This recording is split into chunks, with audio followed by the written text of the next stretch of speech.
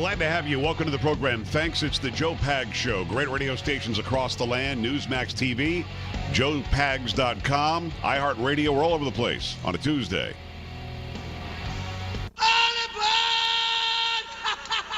Crazy Train Tuesday. E-O-U, sometimes Y. People complain, Carrie, because I don't say A when I do the vowel song there. I know. I have to say A. Oh, okay, A, whatever. All right, glad to have you. Lots going on. Tons to get to. The far left in this country still is in denial in a major way. We'll get to a lot of that. We'll find out more about who these alleged protesters are, especially in Portland, Oregon. Remember we talked about Colin Kaepernick and how he didn't vote, and he's like, the one who's out there, I'm oppressed, and he decided not to vote for anybody.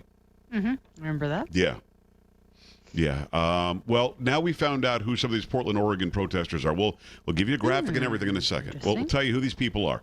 Bottom of this hour will be Ed Klein. He's the author of Guilty as Sin. You have to think that he feels pretty good today. You know, he's been writing books about the Clintons and who they really are for a long time now, and in his book Guilty as Sin, he talked about the case against Hillary Clinton and how he didn't think that she should be the president. Well, we talked to him about that.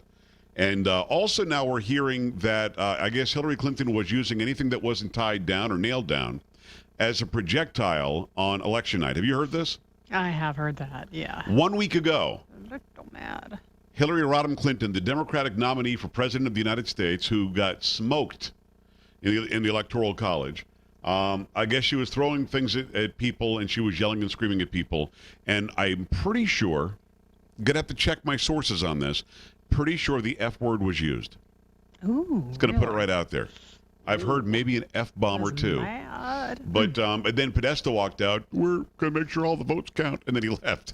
And everybody left the Javits Center. So yeah, we've got Ed Klein at the bottom of the hour. Make sure you stick around for that. It's going to be interesting. Before I move on to anything else, there was much speculation, or there still is, about who's going to be in Donald Trump's administration. Now, there's a story about Ben Carson today, who we've interviewed several times here on the program, and very soft-spoken. The complete opposite, personality-wise, of Donald Trump, one would assume. But also people would assume because he became friends with Donald Trump and supported him as soon as he dropped out of the race, one would assume that he'd be offered a campaign slot, some sort of a cabinet position. I would think Surgeon General makes sense. And Carrie, from what I understand, he's not going to be anything. Fill us in. That is correct. From IJR by Jason Howerton, Dr. Ben Carson has reportedly turned down consideration for a high-profile cabinet position in President-elect Donald Trump's administration. Carson was said to be on the short list of candidates for Trump's Secretary of Education or Secretary of Health and Human Services. Yeah. A source reportedly told Circa Carson was offered a position as Secretary of Health and Human Services. Carson's business manager, Armstrong Williams, confirmed Carson would not be serving in Trump's administration. Carson believes he can best serve the president outside the administration, Williams reportedly told Circa. That's interesting. And I wonder if people listening and watching would agree that he can better serve the president or the incoming administration by not being in it. That's interesting to me. Now, he's retired. He has saved plenty of lives. He doesn't have anything to prove. He ran for president because he felt, compelled by the people to run for president after he made that speech at the prayer breakfast in front of President Barack Obama. I kind of thought he would say, yeah, I'll do it. I kind of thought he would say yes to something. Because, again, I think that you can change the world better from within the administration. It's like when we talked to Sheriff David Clark last week, when I asked him, to see if you remember, when I asked him, what role, if any, will you play, what did he say? That I don't remember. You know why? Because you doze off, and I wanted to expose this. You doze off when I'm doing my interviews. Sometimes I do during the show. You actually, because I remember during that interview, I was like, Carrie, can you wake up, now, please? Wait a minute. Oh, no. Can I answer? I'm going to take a guess. So in other words, Polo just told you. Polo's told me nothing. All right, go ahead. Homeland Security? No, what I asked him if he's going to play a role and if he's been offered a job, and he said, no, but if the president asks you to serve, you serve. Mm-hmm. That was his answer when you were taking your early evening nap. So one would assume Ben Carson would have said the same thing. Now, I do think that he'll advocate for the Trump administration. I do think he'll be a great friend to the Trump administration. But I think from within the administration, he would have done an even more important job. Although we can make one comparison. Who is the current Housing and Urban Development director? That would be former San Antonio Mayor Julian Castro. Exactly. And have you heard anything from him in the past year or two?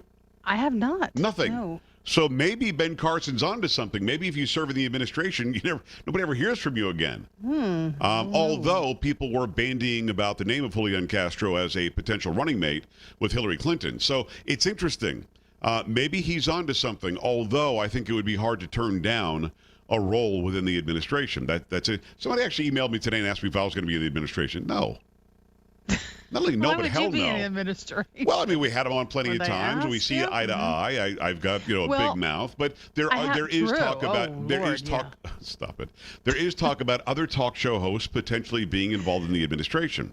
And we were talking about I'm that not in the interested, newsroom today by the way. with you. Yeah, because I guess Laura Ingram's name was brought up as Right. press secretary. I think she'd be great. And we were thinking, I wonder if, Joe Pags, if he were asked, maybe deputy press secretary No. or something. You wouldn't do anything like that. I actually have a bigger and louder voice in doing what I do.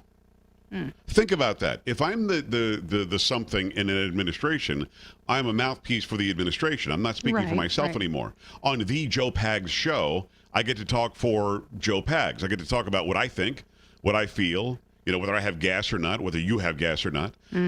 That's right. Which is, by the way, that's the foundation of No. our show. Which one of us has a bubble today? But no, it would be interesting. But no, I mean, I have no political aspirations whatsoever. I'm a talking monkey on And the radio. You would miss us terribly. No, that would actually not be the wanna one be benefit. separated from The us, one right? benefit Oh, would be shush. that I wouldn't have to deal with this whole thing With in us any every form day. or fashion. So it's interesting to watch. I mean, we're going to see huge names. The one thing I didn't bring up with Rudy Giuliani yesterday was the potential of Secretary of State, but I did say any other role that you might want. I don't know. Does he make sense as Secretary of State to you? I don't know. I was always thinking Attorney General too. for him. Or again, Homeland but- Security? Because yeah. he's America's mayor. Why would Yes. America's mayor go to freaking Uganda and make deals with? I don't. I don't You know. know what I mean? I don't know. The Yeah. Secretary of State is the highest level administration dignitary that does our bidding abroad. I want Rudy Giuliani to do my bidding here. I think that would make sense. So, do you see this report out of Portland, Oregon? Yes, I did. So they're arresting Yeah. people in Portland, Oregon. They're out there and they're arresting the troublemakers, the protesters. So as they were arrested, they were asked questions, and the media has researched them and compared their names to the voting rolls. Here's what we found out about those who are burning things down in Portland, Oregon, and who are smashing windows of new cars at car lots where business owners are trying to employ people and offer goods and services. According to the records in Portland, Oregon, and I had this verified by our good friend at a KUMA, Butch Thurman, who's just a great guy. We love being on there. No vote, no protest is the headline that we've given to it. 112 protesters were arrested, right? 112. 34 we know didn't vote. 35 weren't even registered to vote. Wow, that's pathetic. 25 voted. And 18 Only 25. And 18, we're not really sure what the hell they did. And also, I believe along with that, not necessarily were they from Portland. So we've got a group of idiots who are out there starting trouble, didn't vote, many didn't register to vote, many aren't even from there, and 18, we have no idea what their status is, yet they're out there burning things down, breaking things, brand new vehicles ruined, business owners having to start over, their inventory ruined, and closing down roadways and complaining about how Trump isn't their president. Well, he's clearly not. You didn't vote, you didn't take part, you didn't register, you're not from there. The hell are you talking about? So that's who we have. Just like Colin Kaepernick, we have these people with their big loud voices who didn't even take the time to do their civic duty, yet they're the ones out there complaining. And I keep hearing these idiots saying, not my president, he will not be allowed to serve you even one day. Yes, he will, you dork. Yes, he will. That's exactly what's going to happen. And there's nothing you can do about it. You could have done something about it on what date, Carrie? On Election Day. On November 8th. They could have done something. Did they do anything? It Nope. sounds like the majority of these idiots did nothing.